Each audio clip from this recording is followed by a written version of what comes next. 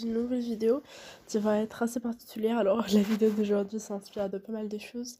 Alors, en fait, si vous voulez, je pense que si vous remarquez depuis quelque temps sur la sphère internet, déjà une certaine romantisation de la Fashion Week. Donc, ce qui ça fait, grosso modo, c'est la Fashion Week. La Fashion Week, c'est tout simplement la semaine de la mode, qui est tout simplement voilà, tenue chaque année dans plusieurs grandes villes du monde, en fait, voilà, pour faire un petit peu plus le tour. Après, il faut le savoir, mais ces dernières années, notamment, la Fashion Week a été très très popularisée, est tenue dans énormément de pays.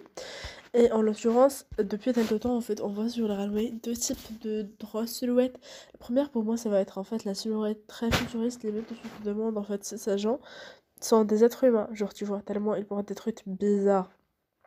Pas des vêtements d'êtres humains normaux, c'est plus des vêtements d'êtres humains, en fait, voilà, qui sont tout simplement futuristes et très particulières.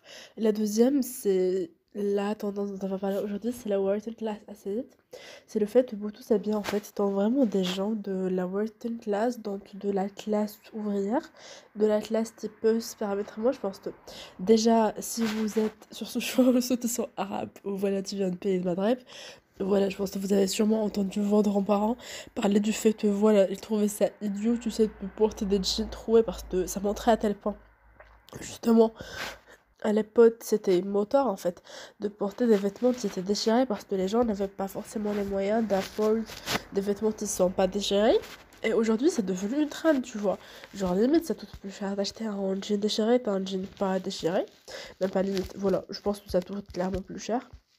Surtout si on partait en termes de praticité et on tentait en fait le nombre de jeans que je vais trouver versus le nombre de jeans que je vais trouver. Et je trouve ça très bizarre, surtout que, en fait, voilà, ça reste un peu un moyen de glamouriser, en fait.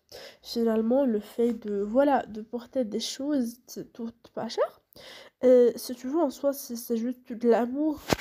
J'ai envie de te dire, on a d'autres chats à souhaiter, mais ça va juste ça. Alors déjà, je pense que vous l'avez sûrement vu, mais les friperies, ça devient très très à la mode. Alors, si vous regardez sur Instagram, vous allez voir plein de friperies en ligne, sauf que déjà, ça vend pas en fait selon des prix de fripes, c'est surtout des fripes qui coûtent très très cher.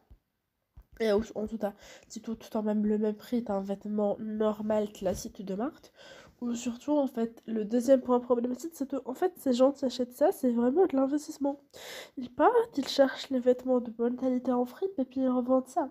Et ceci, c'est grave parce qu'il y a des gens qui, en fait, le seul moyen pour eux de s'habiller, c'est d'acheter en fripe. C'est d'aller chiner et de pouvoir, en fait, avoir des vêtements. D'ailleurs, il y en a plein qui vont en parler, mais franchement, c'est très très grave et c'est pas encourageant. Voilà, si t'as envie d'acheter en fripe, personne va te dire de ne pas en acheter, vu qu'il y a certains pays qui vont recevoir énormément de fringues. De toute façon, c'est du waste, certes. Mais à un moment, tu le dois vendre les vêtements que tu achètes pour le simple but de vendre, en fait. Voilà, je pense que clairement, c'est juste un moyen de dire, en fait, aux gens que tu t'en fous, en fait. Et que voilà, t'en as un petit peu rien à battre des gens, que tu es là, que tu fais ta vie et que les autres, ils peuvent aller se faire foutre. Et je pense que c'est très grave parce que ça romantise en fait, d'une certaine manière, le fait de juste faire ce que nous on veut, tout en ne pas tatuant les autres. Et en l'occurrence, en fait, il faut le savoir, il y avait notamment, je crois, Média qui avait parlé du fait qu'il y avait plein d'ados à Berlin qui essayaient de se faire passer pour, tu sais, de la working class, un petit peu tout, un peu fashion. Alors si on part en soi, ces vêtements ne sont pas forcément les vêtements qui sont aujourd'hui portés par justement la working class. C'est plus des vêtements qu'on portait dans les années 80, tu vois. Et comme c'est le retour de la mode des années 80, bah évidemment on va retourner dans cette mode, cette esthétique. Et voilà, en soi, comme je l'ai dit, il n'y a rien de mal spécialement au fait de chercher le passé. Le problème, c'est pas ça. Le problème, c'est de romantiser un truc sans comprendre tout le background sociologique d'ailleurs. Et parallèlement, et inversement si tu veux, on a de l'autre côté en fait, tout simplement, les personnes de classe populaire qui vont tout simplement en fait se mettre ou mettre en fait des vêtements qui eux ne vont plus tout cher, ou surtout des vêtements où il y aura des marques. Parce que voilà, c'est un moyen pour eux de s'affirmer socialement et de dire ouais j'ai les moyens, j'ai suffisamment de la vie pour pouvoir me dire en fait j'ai les moyens. D'ailleurs, c'est assez problématique aussi, pas forcément dans les fringues, mais aussi dans les shoots, puisque on a vu vraiment le shoot de Kim Kardashian et Kylie il y a quelques années, qui était complètement, voilà, où en fait on les voyait avec franchement un appart pas très décoré, voilà, avec des fringues genre des pyjamas et tout, et ils avaient l'air d'être pensifs, comme s'ils avaient des problèmes financiers, tu vois. Et en soi, c'est problématique parce que voilà, ça reste un moyen de dire oh, je suis tellement pas un nepo baby, tu vois. Et c'est problématique, je pense. Bref, surtout que voilà, en soi, ils font rien pour les gens. C'est pas une toilette de fond ou je sais pas toi, c'est juste je ne suis pas un nepo baby.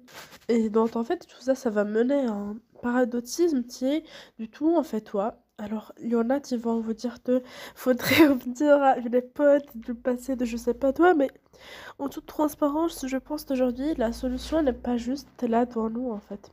Elle est juste, voilà, on n'a pas de solution spéciale, mais il faut quand même souligner ce qui doit être souligné. Et si jamais on ressent un comportement qu'on a en fait est problématique, faut l'arrêter. Voilà, tout simplement.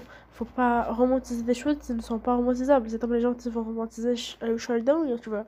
Bref, la vidéo d'aujourd'hui est terminée. J'espère que ça vous a plu, même si ma voix était très timbrée parce que bah, j'ai énormément de gros rhume. Mais en tout cas, je vous encourage et à bientôt dans une nouvelle vidéo.